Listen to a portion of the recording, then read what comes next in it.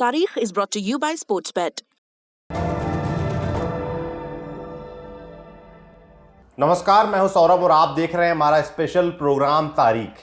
इसमें आपको सुनाते हैं उस तारीख से जुड़े इंटरनेशनल किस्से। तो बात आज से करीब 14-1500 साल पुरानी है। अब आप कहेंगे करीब क्यों, ठीक ठीक क्यों नहीं? आखिर तारीख नाम का शो है, सब कुछ डेट पर ही डिपेंड करता है।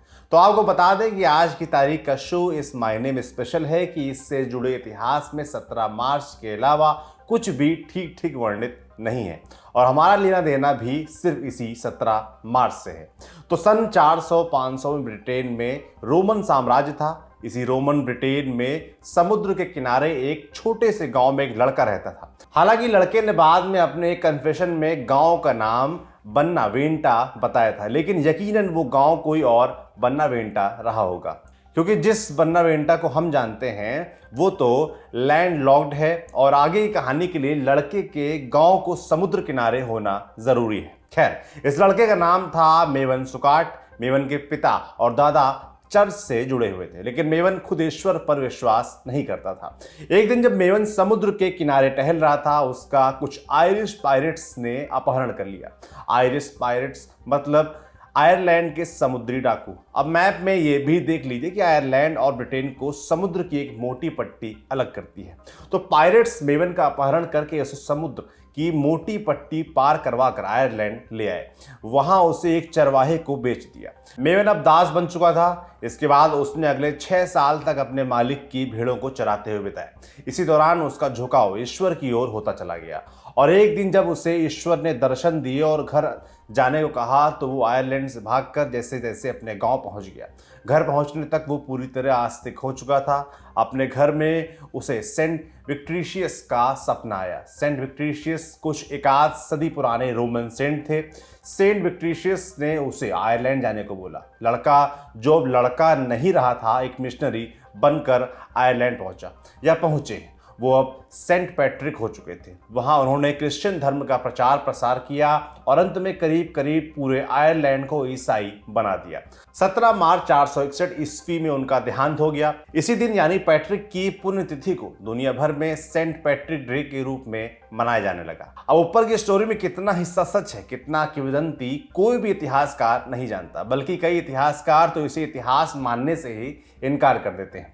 और इसमें से ज्यादातर बातें सेंट पैट्रिक ने अपनी किताब या अपने कन्फेशन में लिखी हैं। असली इतिहास तो शुरू होता है अब, जिसका एक एक शब्द सच है और तारीख को जस्टिफाई करता है। तो जैसे दिल्ली के कालका जी में एक शनिदेव का मंदिर है, वहां भोग में शराब ही चढ़ाई जाती है और प्रसाद में भी शराब ही बांटी जाती है। ऐसा ही कुछ हिसाब किताब सेंट पैट्रिक डे का भी है। बियर अब सेंट पैट्रिक डे की पर्यायवाची हो चुकी है। दुनिया भर में सेंट पैट्रिक के नाम पर इस दिन 1.5 करोड़ के लगभग बियर की बोतलें गटक ली जाती हैं। लेकिन हमेशा से ऐसा नहीं था, बल्कि 20वीं सदी के मध्य तक तो इस दिन आयरलैंड में ड्राई डे हुआ करता था, लेकिन फिर इसे एक धार्मिक के बदले राष्ट्रीय त्योहार में बदल दिया गया। बस छुट्टी के दिन में से धर्म हटा तो शराब आई। आपको ये तो पता ही चल गया होगा कि सेंट पैट्रिक ब्रिटिशर थे, लेकिन माने आयरलैंड के सेंट जाते हैं। अब तीसरी इंटरेस्टिंग बात जानिए कि ये सबसे ज्यादा अमेरिका में सेलिब्रेट किए जाते हैं। हालांकि उसकी एक वजह तो ये है कि जितने आयरिश आयरलैंड में रहते हैं उससे करीब 5 गुना यानी करीब 3.5 करोड़ के करीब आयरिश मूल के लोग अमेरिका में रहते हैं। दुनिया भर में अपने कॉस्मो कल्चर के चलते famous New York saint Patrick parade के चलते भी कम फेमस नहीं है। 17 मार्च 1762 से हर साल आयोजित हो रही इस परेड में 2.5 लाख के करीब लोग हिस्सा लेते हैं, बाकायदा बाजे गाजे और झांकियों के साथ। इसके अलावा ऐसे ही रंग बिरंगी झांकी वाली परेड ब्रिटेन के बर्मिंघम शहर और आयरलैंड की राजधानी डबलिन में भी आयोजित की जाती है। असल में धीरे धीरे ये त्योहार धार्मिक से बदलकर राष्ट्रीय और उसके बाद विश्व एकता का प्रतीक होता चला गया। शिकागो तो अपनी नदी को ही हरे रंग में रंग डालता है और तो और व्हाइट हाउस के फव्वारे भी आज के दिन हरे रंग का पानी उगलते हैं। जैसे दिवाली में खीले, बताशे और ईद में सेवई का उपयोग खूब होता है, ऐसे ही सेंट पैट्रिक डे के दिन हरे रंग का काफी उपयोग किया जाता है। इसे सेलिब्रेट करने वाले सब लोग हरी ड्रेस पहनते हैं, नहीं भी तो एक हरा रिबन तो बांध ही लेते हैं। जैसे बसंत पंचमी के दिन भारत में कुछ जगहों पर पीले रंग के कपड़े पहनने का रिवाज है। इसके अलावा 17 मार्च को आयरलैंड के प्रेसिडेंट अमेरिकी प्रेसिडेंट को शेमराक के पत्तों से भरा एक गमला गिफ्ट करते हैं। क्यों, ये आगे बताएंगे। अब लास्ट में सेंट पैट्रिक से जुड़ी कुछ ऐसी किंवदंतियां जिनके चलते सेंट पैट्रिक एक लेजेंड बन गए। तो ये तो आपको पता ही होगा कि आयरलैंड में सांप नहीं पाए जाते। ऐसा क्यों?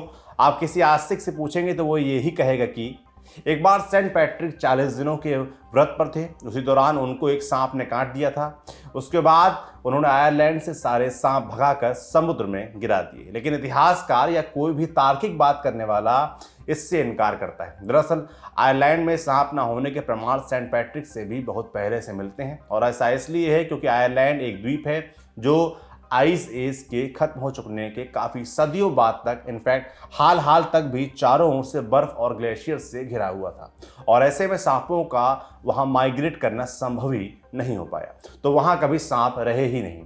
इसके अगेंस्ट में सेंट पैट्रिक को मानने वाले तर्क देते हैं कि दरअसल सांपों को आयरलैंड से भगाना एक सिंबल है, आयरलैंड से अज्ञान और अधर्म भगाने के संदर्भ में, वहां क्रिश्चियनिटी फैलाने के संदर्भ में।